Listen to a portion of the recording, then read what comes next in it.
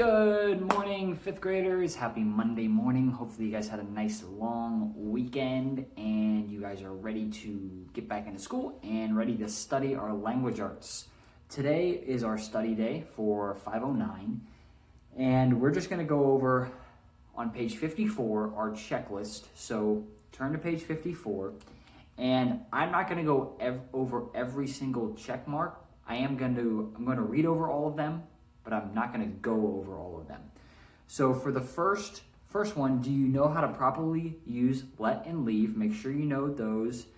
The next one as well, make sure you know how to properly use except and accept. Study over those, know the difference between those. Make sure you know what a figure of speech is. How do you mark the rhythm of a poem?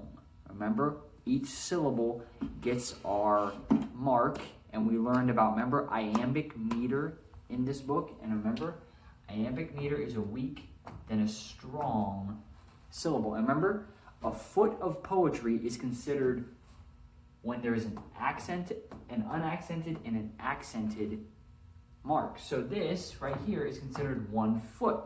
Just like this is considered another foot. And this is considered another foot of poetry, okay? Make sure you know what those are. And also know how poetry should be read. Remember, poetry should be read by thought, not necessarily just by line. There's some lines in poetry that it doesn't have any period or comma at the end of our sentence, so we just keep on reading through the ending of our sentence. And skipping over those, the next two, the last check box is what I want to spend a little bit of time going over.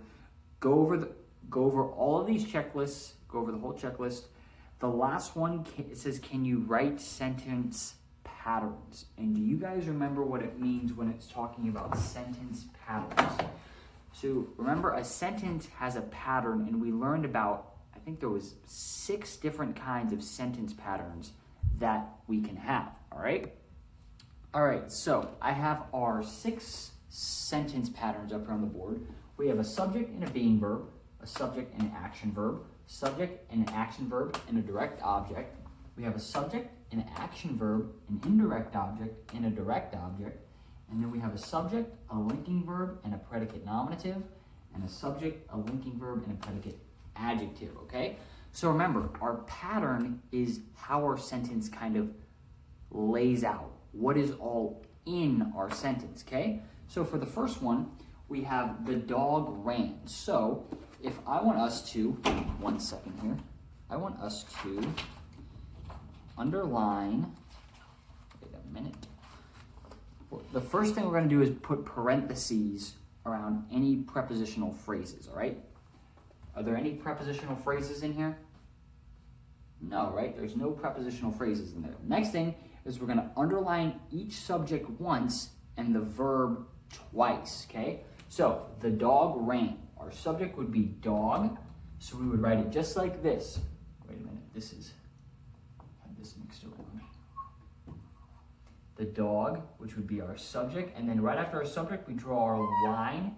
Now, what did the dog do? He ran. And what kind of verb is that? It would be our action verb. So we have our subject, and our action verb is the pattern of our sentence. Moving on to our next sentence, Dad is in his office, all right? So is there any prepositional phrase in that one? What do you think? In would be our preposition, and in his office would be our prepositional phrase. So now let's underline our subject, which would be Dad, and our verb, which would be is. So our subject pattern would be our subject, which would be Dad, and what kind of verb do we have? An action verb, a linking verb, or a being verb?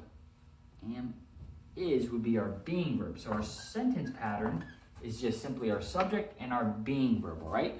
We do not label our prepositional phrase, okay? We do not label that in our sentence pattern.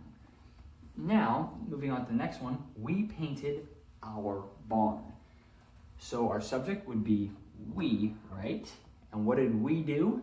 We painted. So this would be our action verb.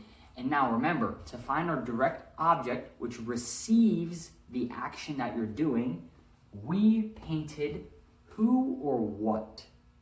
We painted our barn, so our barn would be our direct object. So we would write that sentence pattern just like this. Our subject, our action verb, and our direct object, all right? Moving on to the next one. Trenton gave Mr. Miller a cup of coffee. Any prepositional phrase? Of coffee would be our prepositional phrase. Very good.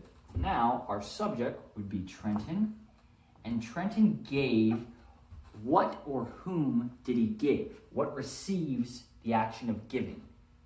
Cup, right? He gave him his cup, so this would be our direct object. And then remember, we ask to whom was the cup given to find our indirect object. It was given to Mr. Miller. So our subject pattern would be our subject, which would be right here, a line, and then our action verb, and then our indirect object and our direct object, which would be written just like this right here. Now for the last two, we have a subject, a linking verb, and a predicate nominative. And remember, our predicate nominative follows a linking verb, and it renames our subject. So here's our subject, and I am a student. Student is renaming who I is, so our sentence pattern would be our subject. Am is our linking verb, linking student back to who I is, I am.